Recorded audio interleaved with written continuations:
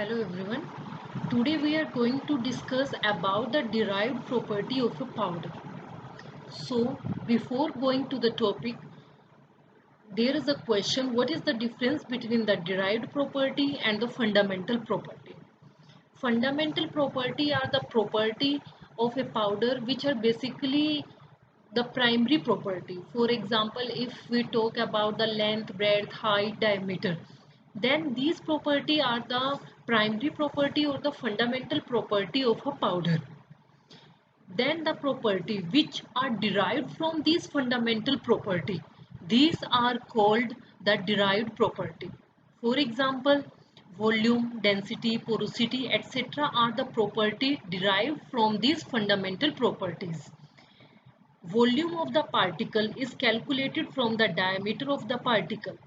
So the property which are derived from these fundamental or basic property are called the derived property. First, First one is the porosity. What is the porosity? Porosity means the number of space, number of holes, number of void spaces present between the two particle or within a particle.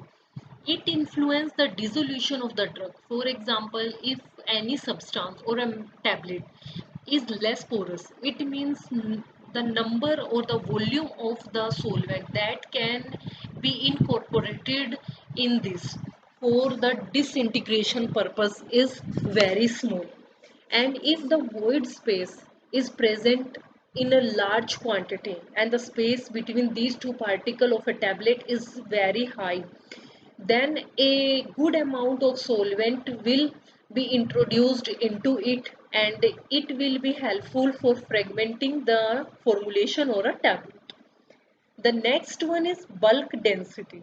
Bulk density helps in selecting container for packing or a dosage form. Flow property, they help in maintaining a uniform weight of a tablet or a capsule during production. First, we are going to discuss is the bulk density. Bulk density is made up of volume of powder, space between single particle and void space between two particles. It is mathematically as if we talk about it formula, the formula is bulk density is equal to mass of powder divided by bulk volume.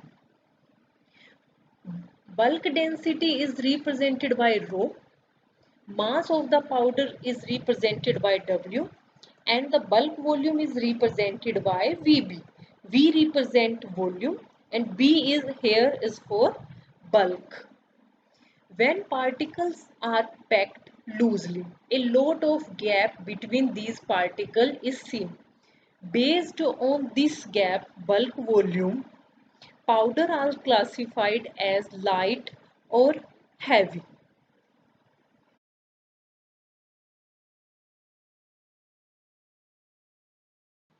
For calculating the bulk density, a weighed amount of powder is introduced into 100 ml or more than it of graduated cylinder. Then bulk density is calculated using formula. Graduated means a cylinder which has marking. For example, 10, 20, 5, 10, 15, 20. First of all, we will take a sample by measuring it on a weighing scale. Then we will introduce it into a cylinder. Then we have both the value of mass and volume. Reading of mass or reading of weight can be taken from the weighing scale and reading of volume can be taken from the graduated cylinder by simple viewing it. We have both the readings of mass and volume now, so we will keep in the formula of density and calculate the bulk density of a sample. Now the question arises, what is the application of bulk density? Why we are going to determine it? Bulk density is used to check the uniformity of a bulk chemical. Second, the size of the capsule is mainly determined by the bulk volume for a given dose of a material. Higher the bulk volume, lower will be the bulk density and bigger the size of the capsule. And if we don't want to make the size of the capsule too bigger, we can determine accordingly. It also helps in selecting the proper size of a container, packing material, mixing apparatus, and in the production of tablet and capsule. Second type of density is the true density or the tap density.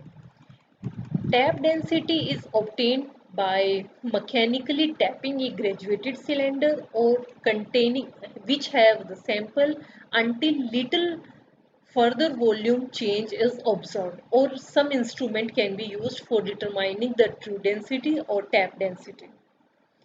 The formula for true density is the weight of the powder divided by true volume of the powder.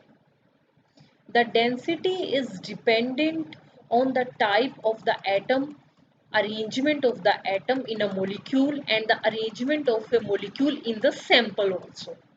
The most common method used in determining the true density of a cylinder are helium or nitrogen displacement or liquid displacement method. First is helium displacement method. This method gives a value of true density particularly for porous solids. It is generally used for porous solids which have spaces or gaps between them. This is the instrumentation of the helium displacement method. Here is a sample cell and here is another a pressure detector. Both are connected to a helium atom vacuum chamber. And at the bottom there is a variable piston. In this method, a sample holder A, here it is, which can be sealed after placing the sample. First of all, sample is placed, then this sample holder is sealed. Then valve B is connected to the sample holder. A press, then a pressure detector C is included in order to maintain preset constant pressure. A piston D is attached in order to read the corresponding pressure. Initially, the volume of the empty pycnometer is determined. Then air present in the sample holder is removed by applying vacuum, or helium is introduced into the apparatus through the valve B. The purpose of the valve B is here to introduce the helium gas. The pressure is adjusted and a particular value with the help of a movable piston. At this position, the reading on the scale denotes U1. This represents value of the empty cell. In the next step, the pycnometer is calibrated by applying a standard sample of known true volume that are used stain in the sample holder and air is removed. The same amount of the helium gas is introduced at this stage and the scale reading is again noted. The difference between the initial reading which we have taken without helium gas, that is U1, and the reading with helium gas, that is U2, are noted. The last step involves the determination of sample. The stainless steel sphere is replaced by the test sample. The pressure is adjusted with the help of piston again, and this reading is called the US. Then all the readings are put in the formula. Here the Vt is equal to Vc upon U1 minus U2 into U1 minus US. Here Vt is the true volume of the sample. Then here is the second method for the determination of the true density. This is the liquid displacement method.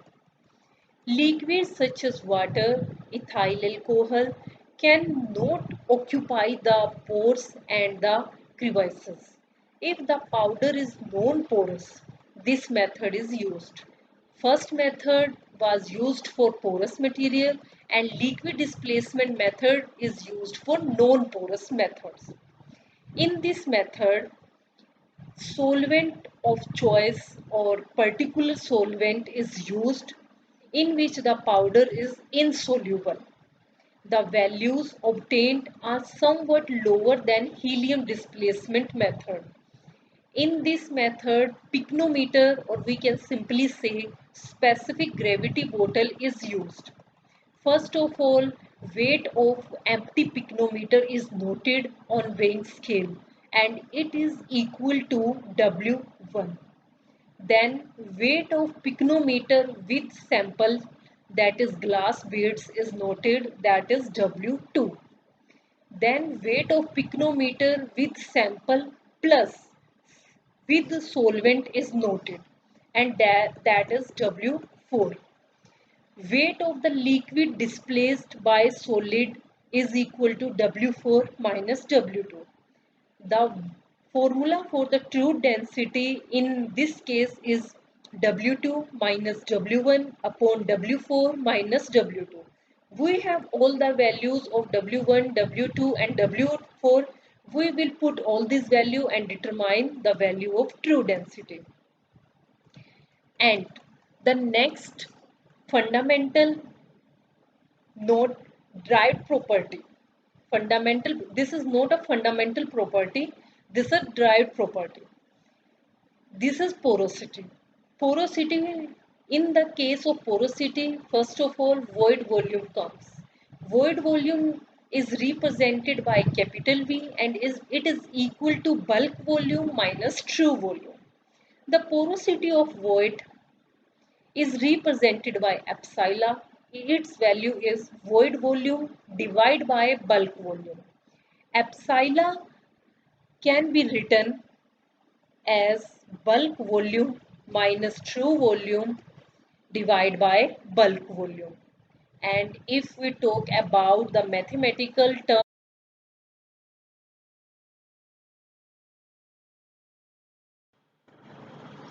epsilon is equal to Vb minus Vp upon Vb. And if we talk about frequency, that is expressed in term of percentage, it is equal to percentage of porosity is equal to 1 minus Vp upon Vb multiplied by 100. Then what is the application of porosity? The higher the value of porosity, the faster will be the rate of disintegration and dissolution, and the drug will be available for its biological action in a very short time of period. If the rate of dissolution or disintegration is higher, then the drug will be available for its action after a very long time. Sometime it is also needed to prepare such formulation or such a drug so that they can act on a particular organ, or they can bypass a particular organ in which there are high chances that the drug will get metabolized into an unstable products.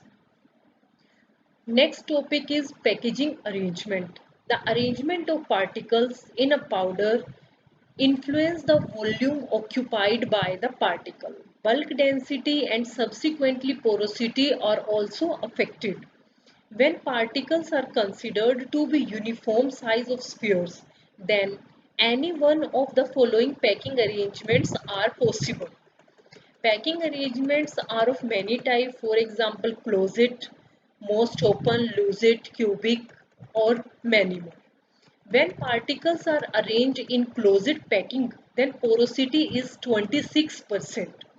When the particles are arranged in more losing form, then the porosity is 48%. Here are the few diagrams which represent the porosity of a particle.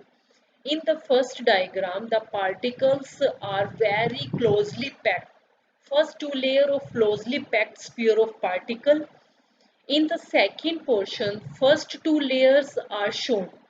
Here, there is some space present between the two particles, and this space is called the void space. Here we can easily see there is a space. There is also some space between these two particles. So the porosity in case of diagram B is higher than diagram A. Here is a second other diagrams. This is diagram C. Here, small particles accommodate the void between the larger particle. It means the two layers of larger particles are fitted, and between them a layer of small particles are fitted. So it is very closely packed. And in the diagram D, dotted line indicates particle intact. Single layer is shown. So in both or in four cases, we can easily determine the porosity by viewing the diagram. If the space between the two layers is high, then the void space is high, porosity is high. If the space is negligible or near to zero, or they are closely packed, it means the space or the void space is very low and the porosity of the product or the powder is very low.